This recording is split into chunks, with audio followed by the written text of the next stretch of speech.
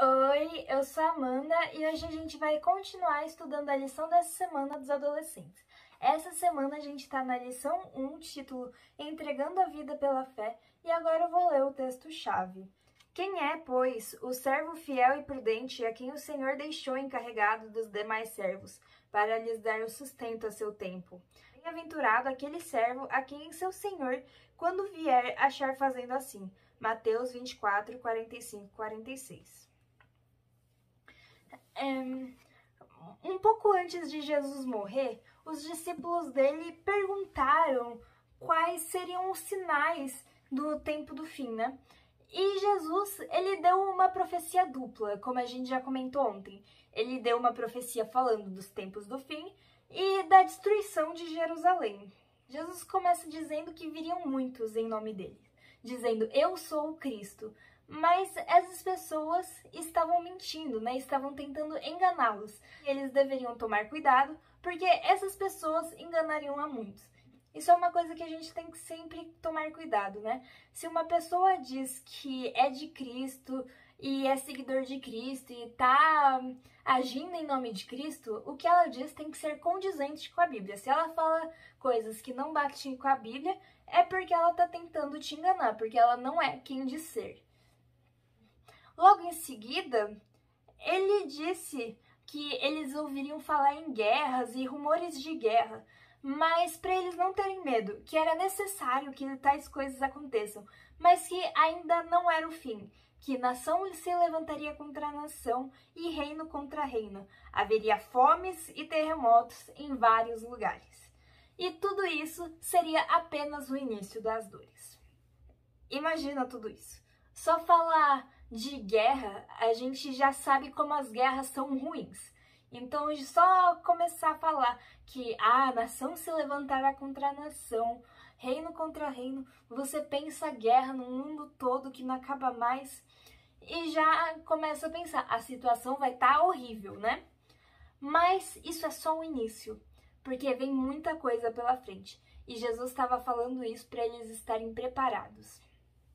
Porque eles tinham que estar preparados.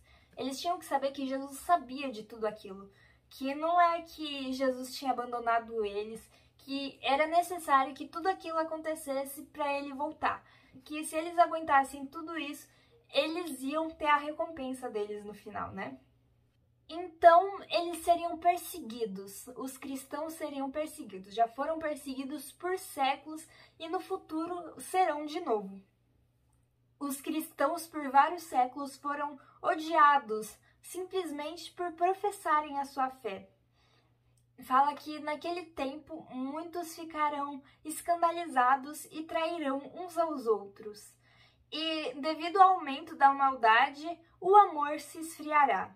Mas aquele que se mantiver firme até o final, se mantiver forte, mesmo com toda essa situação, se mantiver firme em Cristo, ele vai ser salvo.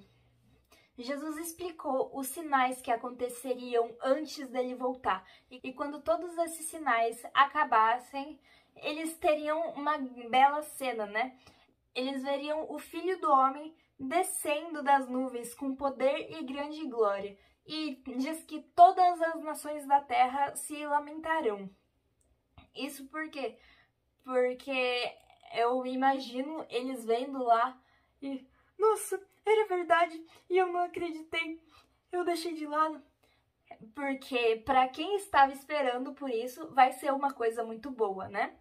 Quem vai se lamentar são aqueles que desprezaram a Cristo, né? E só que quando isso vai acontecer? A gente sabe que é depois que esses sinais se cumprirem, mas o dia e a hora ninguém sabe. Por isso, a gente tem que ficar preparado a cada momento, né? E Jesus diz mais uma coisa, que assim como foi nos tempos de Noé, assim também será na vinda do Filho do Homem. Assim como as coisas estavam ruins naquela época, como as pessoas estavam perdidas naquela época, estavam tão perdidas que Deus destruiu o mundo para começar com um povo novo, né? Assim também vai estar no futuro, para você ver quão ruins as coisas vão estar. As coisas estão ruins agora, a gente vê muita notícia ruim na televisão, mas ainda vai ficar pior. E é por isso que tem todas essas notícias, pra gente ficar preparado, né? Mas também a gente tem que ficar preparado, mas também não deve sofrer por antecipação, né?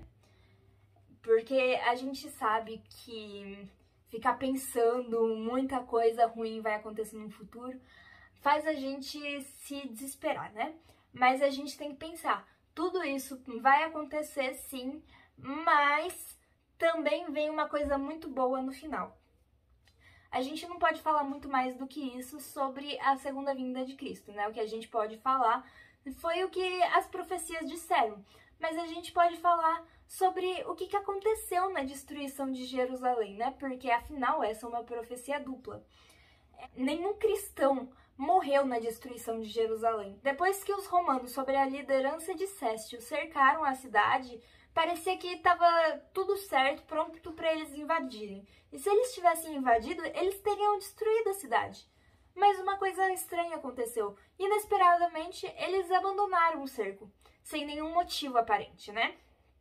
O general romano retirou suas forças, assim sem explicação nenhuma, né?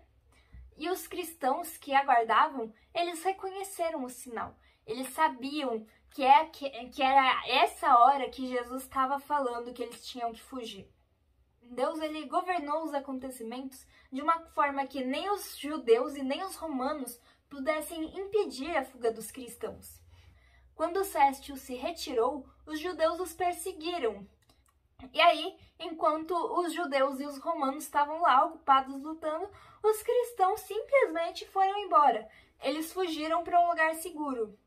Eles foram para a cidade de Pela. E eles conseguiram isso sem sofrer a mínima interferência.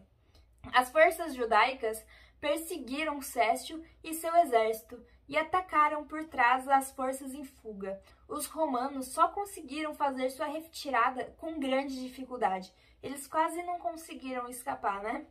Depois disso, os judeus retornaram para Jerusalém com grande alegria, né? Muito felizes, porque eles se consideravam vencedores. Só que esse aparente sucesso só lhes causou mal. Não causou bem nenhum, como eles achavam. Eles achavam que, ganharam e tal, estavam super felizes. Mas não foi bem isso que aconteceu. Isso inspirou neles o espírito de obstinada resistência aos romanos, o qual levou sofrimento indescritível à cidade condenada. Para quem quiser ler direitinho como foi isso, no capítulo 1 do livro Os Resgatados, fala bastante, explica com bastante detalhe como foi mais ou menos a história, né? E é uma explicação muito boa, muito interessante. Jesus, ele falou essas coisas para que eles e nós estivéssemos preparados. Eles estavam preparados para a destruição de Jerusalém, e foi por isso que eles conseguiram escapar. E agora cabe a gente se preparar para a volta de Jesus, estudar os sinais e se preparar cada dia para quando ele voltar, porque a gente não sabe quando isso vai acontecer, então a gente tem que estar pronto a cada dia. E por hoje é só, a gente se vê de novo amanhã. Dá um like nesse vídeo, compartilha para todo mundo, ativa o sininho pra gente estudar a lição junto todo dia e tchau, até amanhã, um beijo.